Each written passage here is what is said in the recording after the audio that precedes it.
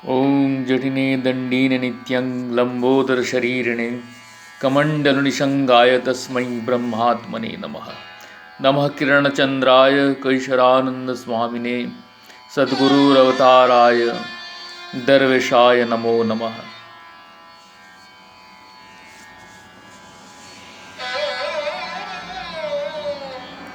দরবেশ দরবার দ্বিতীয় খণ্ড, পূর্বপাঠের পরবর্তী অংশ।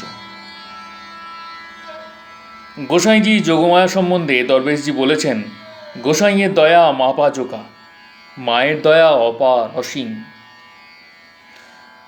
দরবেশজি সরোজবালা সম্বন্ধেও একই উক্তি খাটে। সদ্গুরু দরবেশজির পুরুষ সত্তা স্বভাবতই শিষ্য শিষ্যাদের সঙ্গে বাইরের আচরণে হিসাব করে চলতেন, নিজের ভাবকে অনেক সময় গোপন করে রাখতেন। কিন্তু সদ্গুরু দরবেশজির প্রকৃতি সত্তা বা মাতৃসত্তা দেবী সরোজবালা স্নেহ মমতার বহিঃপ্রকাশে কোনো দ্বিধা বা কার্পণ্য করতেন না। হয়তো গুরু দরবেশজি তাঁর ছেলে মেয়েদের প্রতি তাঁর যে অনিচ্ছাকৃত কঠোরতা বা রূঢ়তা দেখাতে হতো, সেজন্য তাঁদের যে দুঃখ বা বেদনা হতে পারত, তা সরোজবালার মধ্যে দিয়ে অবারিত স্নেহ মমতায় মুছিয়ে দিতে চাইতেন।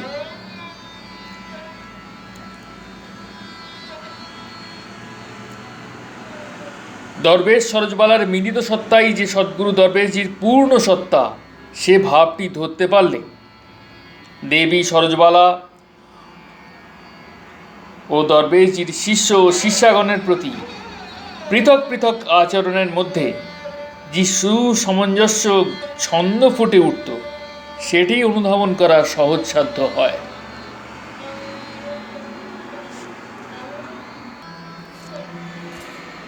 দরবেশজি তাঁর সদ্গুরু জীবনে তাঁর শিষ্য শিষ্যাদের ক্ষেত্রে তাঁর দ্বৈত সত্তার কথা নিজেই স্বীকার করেছেন।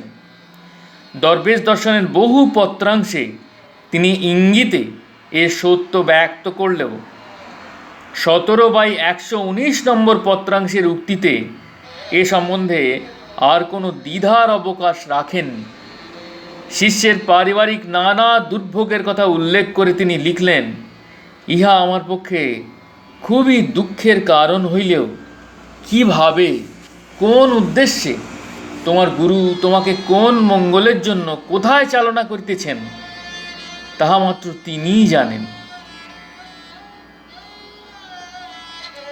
এর কারণ হিসাবে তিনি অন্যত্র বলেছেন, যাহার যাহাতে কল্যাণ হইবে, গুরু কোনো প্রকার আশু মায়া বসে বা বৃথা দয়া করিয়া কখনো সে পথ হইতে অন্য পথে যান না। অথচ মানুষ দরবেশজি আবার গুরু দরবেশজির বিধান আপাত দৃষ্টিতে নির্মম বিধান দেখে কষ্ট পান।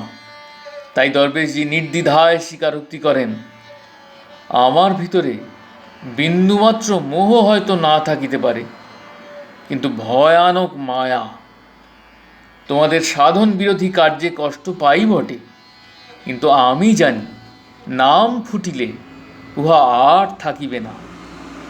এই আশ্বাসে খানিকটা শান্ত থাকি, কিন্তু তোমাদের কাহারও ব্যাধির যন্ত্রণা আমি মোটেই বরদাস্ত করিতে পারি না।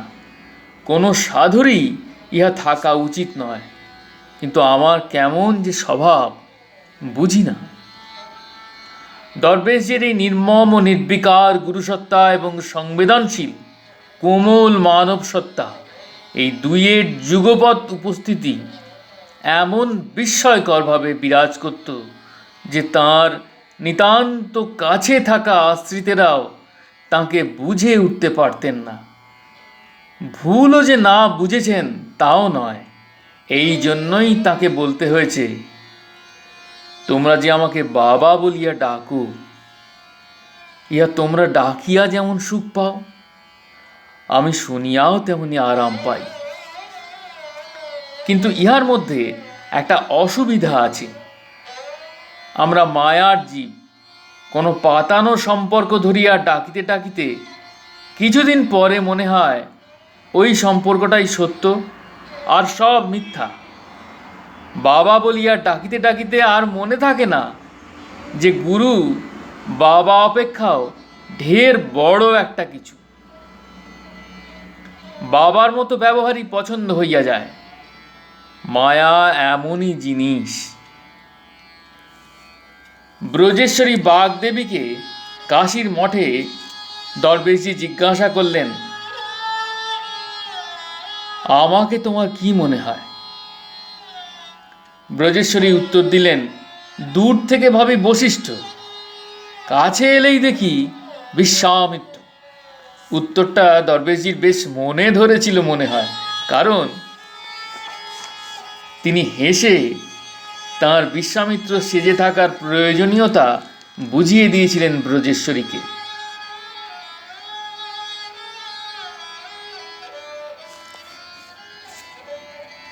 গুরু দরবেশজির যেন তার গুরুরূপের নৈবর্তিক ও নির্মোহ ভূমিকাটি তেমন পছন্দ হতো না। তাই দেবী সরোজবালার আড়ালে তিনি তাঁর আশ্রিত ছেলে মেয়েদের জন্য অফুরন্ত নির্বাত পিতৃমাতৃ স্নেহের ভাণ্ডারটি উন্মুক্ত করে দিতে চাইতেন ও দিতেন। সদ্য মাতৃবিয়োগের শোকে কাতর শিষ্যকে তাই যখন দরবেশজি লেখেন, মাতৃবিয়োগের মতো দুর্ঘটনা মানুষের জীবনে আর হইতে পারে না, তথাপি অন্য সকলের অপেক্ষা তুমি ভাগ্যবান। কাশীতে তো তোমার মা রহিয়াছেন, তোমার ভাবনা কি? তখন তিনি নেহাত কথার কথা লেখেননি। তিনি জানতেন যে কাশীর মা সরোজবালা সত্যি তাঁর সন্তানদের গর্ভধারিণী মায়ের অভাব পূরণ করতে পারেন। দ্বৈত সত্তা দেবী সরোজবালারও নিশ্চয়ই ছিল, কিন্তু তাঁর করুণাময়ী মূর্তি এমন প্রকট ছিল যে দ্বিতীয় সত্তার অস্তিত্ব অন্যের কাছে যেন ধরা পড়তই না। স্মরণ মনন বইয়ে শিশির সেনগুপ্ত যেন একটু অনুযোগের সুরে বলেছেন, দরবেশজির শিষ্য শিষ্যারা মাকে অপরিসীম ভালোবাসতেন, কিন্তু ঠাকুরের দিকে স্বভাবতই বেশি দৃষ্টি দেওয়ায় মাকে তারা সাধন পথে মরুদ্যানভাবেই দেখেছেন।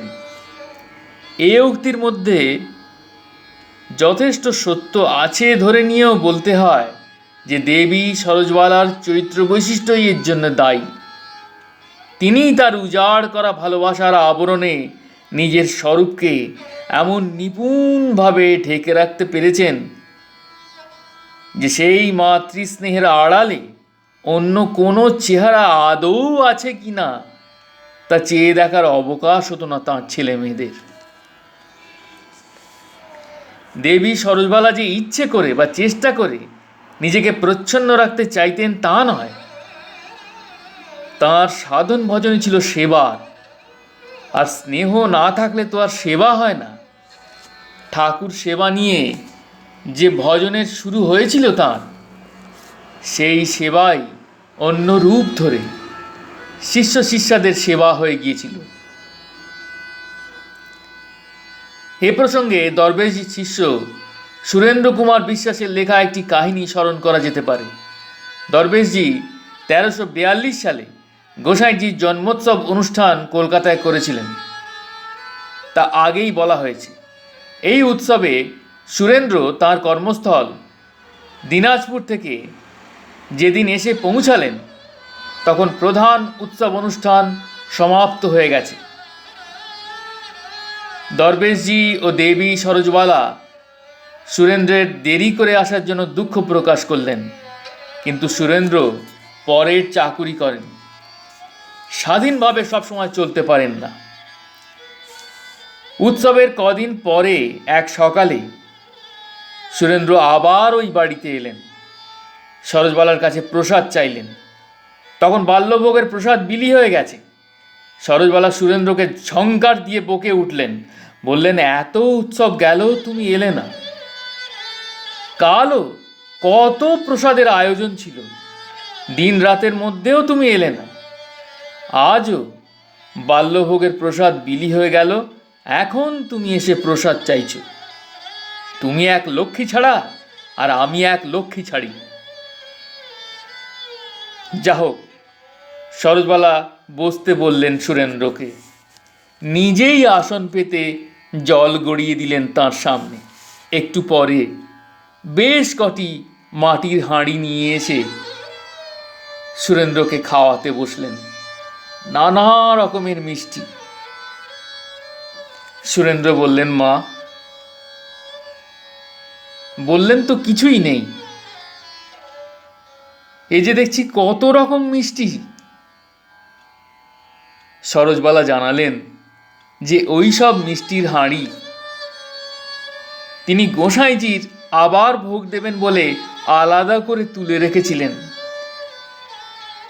সুরেন্দ্র যেন একটু কুণ্ঠার সঙ্গেই জিজ্ঞেস করলেন, গোসাইয়ের ভোগের জন্য রাখা জিনিস আমায় খেতে দেবেন মা? দেবী সরোজবালার সরল কিন্তু স্পষ্ট উত্তর, তাতে কি, গোসাইকাল কত খেয়েছেন, তুমি তো খাওনি।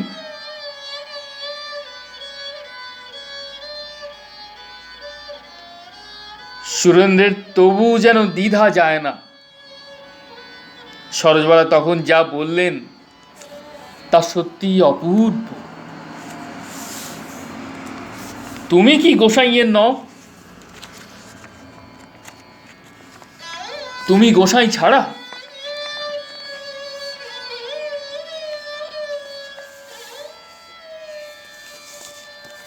এরপর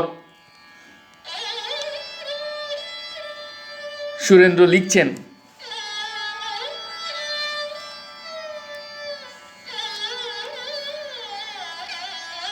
মার কথা শুনে প্রাণ আপ্লুত হলো। আমরা ভোগ নিবেদন করি, মা গোসাইকে খাওয়ান। এই ঘটনাটির মধ্যে দেবী সরোজবালার সাধনলব্ধ জীবনের সমস্ত রহস্য যেন উন্মোচিত হয়েছে। দেবী সরোজবালা গোসাইজিকে নিজ হাতে খাওয়ান, সেই খাওয়াবার আয়োজন নিয়ে তিনি সারা দিন ব্যাপৃত। সেই খাওয়ানোতেই তাঁর যত সুখ, যত তৃপ্তি। তাঁর এই গোসাই শুধু কাশীর মঠের বা পুরীর আশ্রমের ঠাকুর নন, তাঁর ছেলে মেয়েদের মধ্যেই তিনি গোসাইকে পান। তাঁদের আদর করে খাওয়ানোতেই তিনি গোসাইকে খাওয়াবার আনন্দই পেয়ে থাকেন। কেননা তিনি নিশ্চিত জানেন যে তাঁর ছেলেমেয়েরা কেউই গোসাই ছাড়া নন। গোসাই ছাড়া তাঁদের অন্য অস্তিত্বের কথা ভাবতেই পারেন না দেবী সরোজবালা। সেবার ভজনের এই পদ্ধতি, সেবার সাধনের এই হলো পরিণতি। দেবী সরোজবালা নিজের আচরণে এই ভাবই প্রচার করে গেছেন। আবার দরবেশজির অন্য প্রসঙ্গের দুটি বাণীর মূর্ত প্রকাশ ঘটেছে দেবী সরোজবালার মধ্যে। যেমন, ভগবত সেবা বুদ্ধিতে সংসার করিতে পারিলে ধ্যান ধারণা যোগ দ্বারা যে বস্তু লাভ হয়, সংসার করিয়াও তাহাই লাভ হইবে। এবং স্বামী পুত্রকে সেবাই ভগবানের সেবা। আসনে বসিয়া নিয়মপূর্বক সাধন করাও ভগবানের সেবা। এই দুই কাজই তোমাকে পরিপাটিভাবে সম্পাদন করিতে হইবে, তবে তো তুমি মা। ব্যবহারিক দিক থেকে সরোজবালা সর্বতোভাবেই মা হয়ে রয়েছেন, মা হয়েই বিচরণ করেছেন। দরবেশজির শিষ্য শিষ্যরাই নন, সরোজবালার কাছে যাঁরা সরাসরি সাধন পেয়েছেন তাঁরাও কি তাকে মা ছাড়া অন্য কোনো গুরুতর রূপে ভাবতে পেরেছেন?